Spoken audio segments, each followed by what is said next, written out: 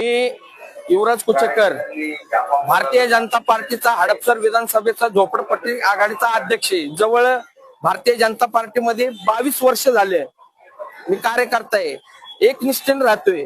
पण माझ्या पूर्ण अन्याय झालेला आहे की डायरेक्ट आयात काँग्रेसचे उमेदवार आमच्या बोकांडे आणून ठेवलेले आहेत.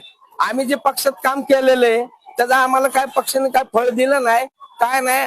आमदारांनी सांगितलं त्या मुरली अण्णा मोहोळनी केले. मुरली अण्णा म्हणला की तुमच्या योगेशांना टिळेकरांनी केलंय. आम्ही ज्याच्याकडे न्याय मागायला गेलेलो आहे, आमच्याकडे आम्हाला काही न्याय भेटला नाही. आम्हाला फक्त निष्ठावंतांना काय दिलंय की उपऱ्या लोकांचं संडासाचं धुवायला पाणी दिले की आम्ही जाऊन त्यांचं धुवायचं. आम्ही काय करायचं? पक्ष आम्ही वाढवलाय, काँग्रेसवाल्यांनी वाढवला नाहीये का? पक्ष कार्यकर्ते मजबूत नव्हते का?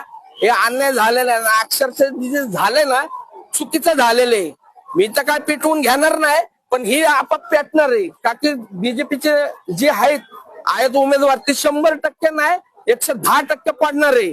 आणि हा शब्द माझा एका मागाचा आहे, हा मर्यादा लक्ष्मी आहे. जय मांगीर बाबा, जय लवजी.